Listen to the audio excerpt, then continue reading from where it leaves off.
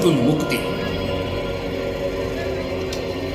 रावणाच्या राक्षसी राज्यातून सीतेला मुक्त करण्यासाठी प्रभू श्रीराम यांनी वानरराज सुग्रीव यांच्यासह लंकेवर आक्रमण केले.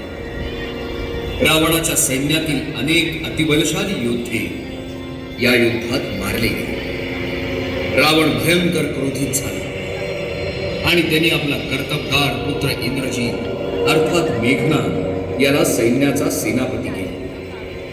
मेघनाद अनेक मायावी शक्तींचा शस्त्र आणि अस्त्रांचा धनी होता. त्यानं युद्धभूमीवर प्रवेश करताच आपल्या शक्तींनी वानर सैन्याची दाणादाण उडवायला प्रारंभ केला. वानर सेनेतील अनेक मोठे योद्धे त्याच्या समोर पराभूत झाले.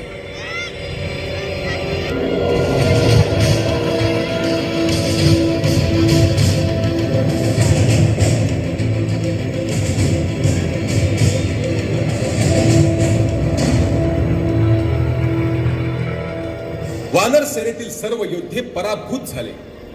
त्याने भयंकर संहार सुरू केला. प्रभू श्रीरामांनी त्याला रोखण्यास लक्ष्मणास पाठवले.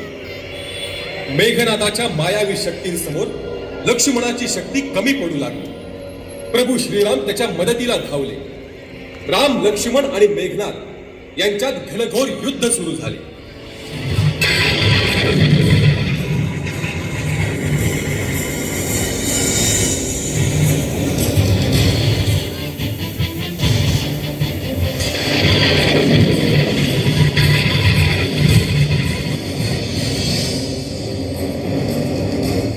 एका क्षणी मेघनादाने त्याच्या जवळील अतिसंहारक नागपाश अस्त्राचा वापर केला.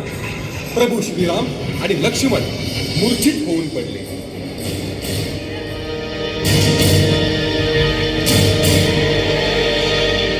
वानर सैन्यात हाहाकार उडाला.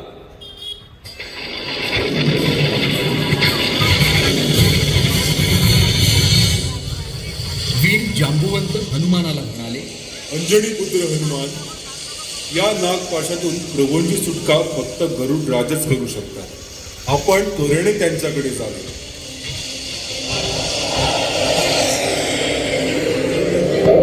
जांबुवंताचा सल्ला ऐकून पवनपुत्र हे गरुड राजांकडे पोहोचले. त्यांचा चिंताक्रांत चेहरा पाहून गरुड राज म्हणाले, पवनपुत्र, आपण इतके भयभीत का दिसत आहात? काय संकट आले आहे? गरुडराज, रावण पुत्र मेघनादानं नागपाश अस्त्राचा वापर करून प्रभू श्रीराम आणि लक्ष्मण यांना जायबंदी केले आहे.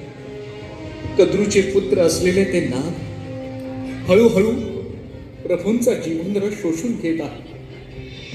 या अस्त्रातून त्यांची मुक्तता फक्त आपणच करू शकतो. साक्षात ब्रह्मदेवाने दिलेले हे अस्त्र फक्त आपणच निकामी करू शकता. गरुडराज, पवनपुत्र हनुमानाची विनंती मान्य करून गरुडराज युद्धभूमीवर येण्यास तयार झाले आणि गरुड राजांनी आपलं विराट रूप धारण केलं.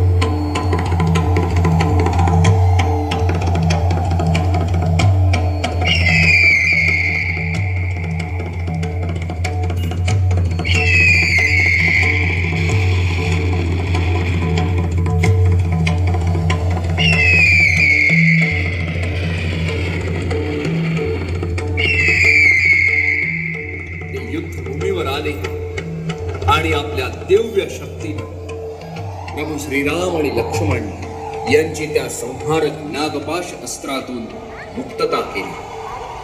प्रभू श्रीराम आणि लक्ष्मण यांना पुन्हा एकदा उभं राहिलेलं पाहून वानर सैन्यात एकच जल्लोष झाला. सगळीकडे आनंदी आनंद पसरला.